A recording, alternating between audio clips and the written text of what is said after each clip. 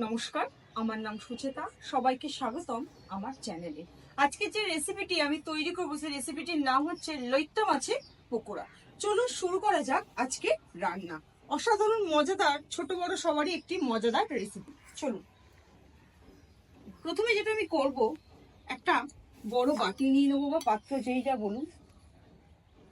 তারপর যে লইট্ট মাছটা আমি আগে থাকতে কেটে বেছে রেখেছিলাম, ধুয়ে এবং সেটাকে ছোট ছোট টুকরো করে রেখেছি, সেটাকে আমি সম্পূর্ণ এর মধ্যে দিয়ে দেবো।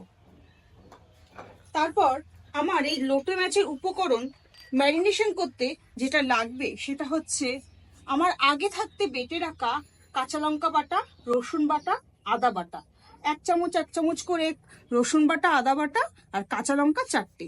বেসন লাগবে, কাশ্মীরি লঙ্কা, হলুদ, নুন, একটু মিষ্টি চিনি আমি গুঁড়ো করে রেখেছি, আমার পেঁয়াজ পাতা কুচি, টমেটো, ধনেপাতা, লেবু, গোটা রসুন আমি কেটে রেখেছি। প্রথমে যেটা করব, আমি যে পেস্টটা আমি আগে থাকতে করে রেখেছিলাম সম্পূর্ণটা আমি এর মধ্যে দিয়ে দেব। তারপর এর উপর আমি এই লেবুটা, অর্ধেক কেটে রাখা লেবুটা আমি সম্পূর্ণ দিয়ে দেবো।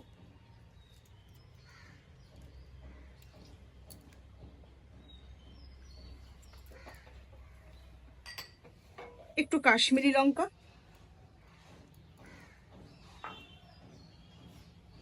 পরিমাণ মতো আমি নুন দিলাম, একটু সর্ষের তেল,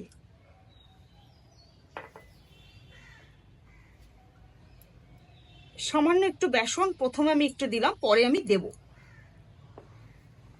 এরপর যেটা দেব সেটা হচ্ছে ধনেপাতা আগে থাকতে কেটে রাখা কুচি দিয়ে দিলাম। এরপর আমি সম্পূর্ণ মিশ্রণটাকে হাতে করে মেখে নেব।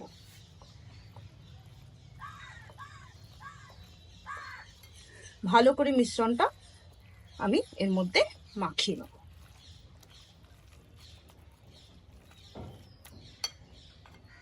আমার এই মিশ্রণটা মাখা হয়ে গেছে।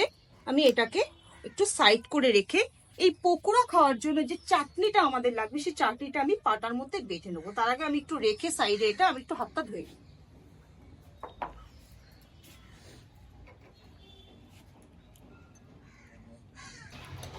আমার এবার হাতটা ধোয়া হয়ে গেল। এটা কিন্তু আমি কুচি করে রাখিনি, সম্পূর্ণ ধনেপাতা গাছটা, দুটো কাঁচা লঙ্কা দিলাম, কারণ অল্প চাটনি হবে তো খুব ঝাল হয়ে যাবে। আর আগে থাকতে আমার রসুন ছাড়িয়ে রাখা কয়েকটা আমি এর মধ্যে দিলাম। এবার সম্পূর্ণটা আমি বেটে দেবো।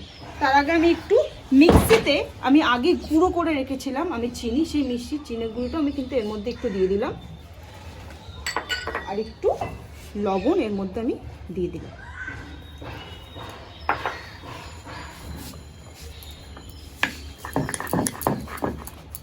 এটা বাটতে খুব একটা সময় লাগে না, খুব কম সময়ের মধ্যে কিন্তু এটা বাটা হয়ে যায়। এটা গরম ভাতে বাটা খেতেও কিন্তু খুব সুন্দর লাগে।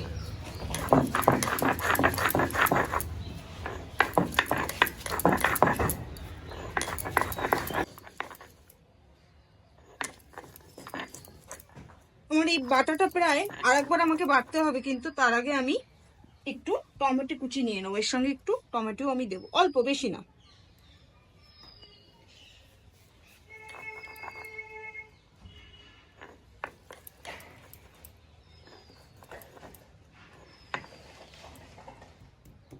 টমেটোগুলো শক্ত, বাটতে অসুবিধা হচ্ছে।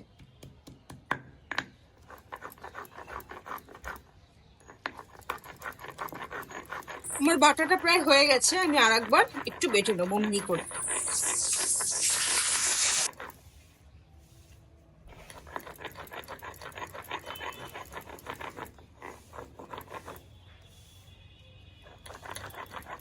এবার আমি বাটাটা কমপ্লিট, এরপর আমি তুলে নেব। আমি হাত দিয়ে তুলছি, অনেকে কিন্তু তোলার জন্য কিছু ব্যবহার করবে।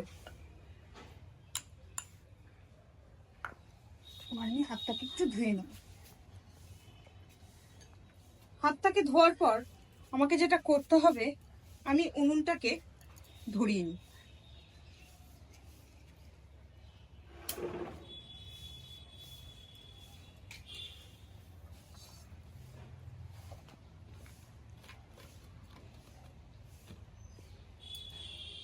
উনুনটা আমার ধরে গেছে, কড়াইটা আবার চাপিয়ে দিলাম। কড়াইটা গরম হোক ততক্ষণে আমি একটু ম্যারিনেশনের উপর আমাকে আগে থাকতে আমার কেটে রাখা যে পেঁয়াজ কুচি এবং পেঁয়াজ পাতা কুচি সেটাও কিন্তু আমি এর মধ্যে পরে দিলাম, প্রথমে কিন্তু আমি এটা দিইনি।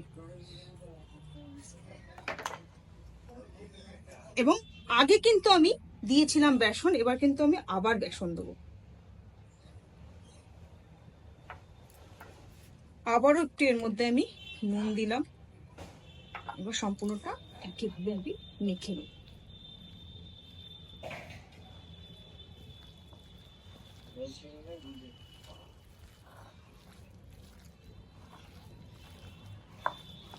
এবং যখন আমি মাখছি না, মাখাটা যেন এরকম আঠা আঠা হয়, জল জল হলে কিন্তু হবে না। মাখাটা যেন পুরো এরকম আঠা আঠা ভাব থাকে।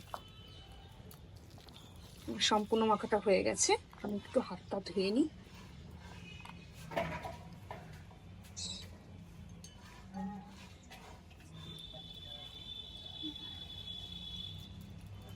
আমার কড়াইটা গরম হয়ে গেছে, এবার আমি সাদা তেল এর মধ্যে দিয়ে দেবো।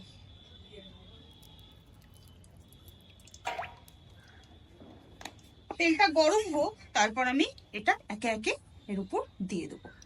কড়াইয়ের তেলটা আমার গরম হয়ে গেছে, এবার আমি একে একে এই লেগটা মাছের বড়াটা ভেজে নেবো। বড়া বা পকোড়া যাই বলেন না কেন।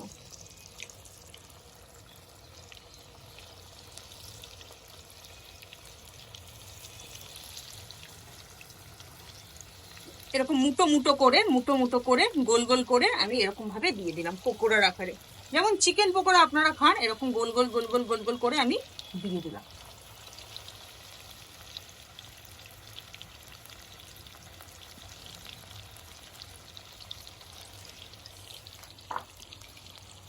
এবার আমি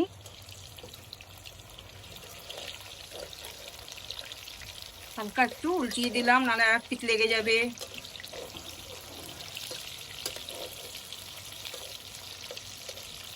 এই মাছটা না খুব নরম, একটুতেই মাছটা নিচে লেগে যাওয়ার সম্ভাবনা থাকে, এই জন্য আস্তে আস্তে উল্টাবেন। একটু হোক, আর এক পিঠ হোক, তারপর। সম্পূর্ণ ভাজাটা আমার হয়ে গেছে, এবার আমি এটাকে নামিয়ে নেব একটা একটা করে।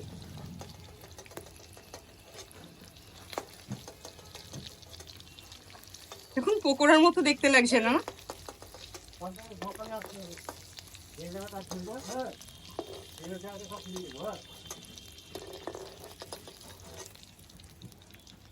এরপরে যে আমার যে মিশ্রণটা আছে, বাকি মিশ্রণটা আমি এর মধ্যে একইভাবে দিয়ে দেবো।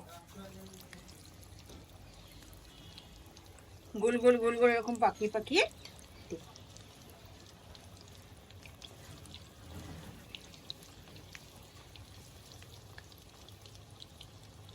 আপনি ছোট ছোট করে চিকেন পকোড়া, ছোট ছোট যে চিকেন পকোড়া গুলো হয় ওরকমও দিতে পারেন।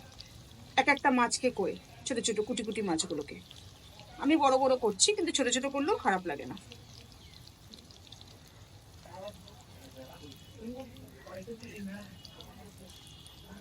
সম্পূর্ণ মাছটা আমার দেয়া হয়ে গেল।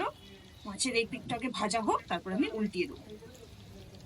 আমার দ্বিতীয় ধাপের মাছটাও কিন্তু ভাজা কমপ্লিট। দেখুন প্লেটে আমি ভেজে রেখেছিলাম, আমার বাচ্চাগুলো তুলে এসে নিয়ে গেছে খাওয়ার জন্য। আমি এর পরেরটা তুলে নিচ্ছি, একে একে আমি সবকটা তুলে নেব।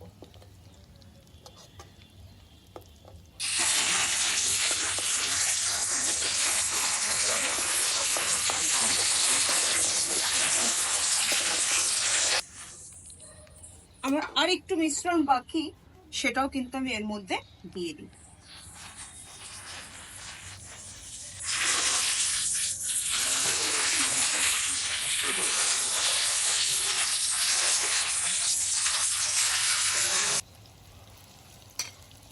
সম্পূর্ণ মিশ্রণটা আমার দেয়া হয়ে গেছে, এবার এক পিঠ ভাজা হোক, একটু হাতটা ধুয়ে নিই আমি।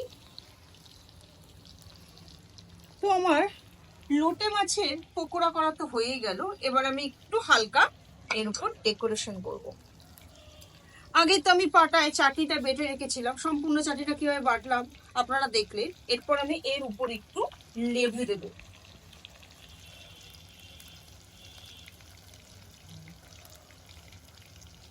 লেবুর যে বীজগুলো পড়েছে সেগুলো আমি হাত দিয়ে ফেলে দিচ্ছি, মুখে পড়লে বাজে দেখতে লাগে। এটাকে আমি এই সাইডে রাখলাম, আমি এখানে একটু ঢেলে দিই এটা।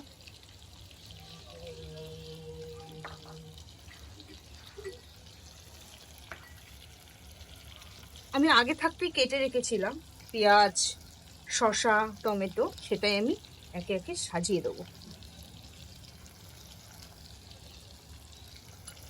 একটু লেবুও কিন্তু আমি গোল গোল করে কেটে রেখেছিলাম, সেটাও আমি সাজিয়ে দেবো। দেখুন কড়াইতে যেটা দিয়েছিলাম সেটাও কিন্তু আমার প্রায় ভাজা হয়ে গেছে, আমি আর এক পিঠটা উল্টিয়ে দিলাম। এই পিঠটা হোক। তো আজকে যে রেসিপিটি লইট্টা মাছের পকোড়া, সেটা কেমন লাগবে আপনারাও কিন্তু বাড়িতে এটা তৈরি করবেন এবং আমাকে অবশ্যই কিন্তু এটা জানাবেন। ছোটদের এটা বেশি খেতে ভালো লাগবে, আমার বাচ্চারও এটা খুব প্রিয় একটি খাবার। অবশ্যই রান্নাটা ভালো লাগলে সাবস্ক্রাইব এবং লাইক করবেন। সুস্থ থাকবেন, ভালো থাকবেন।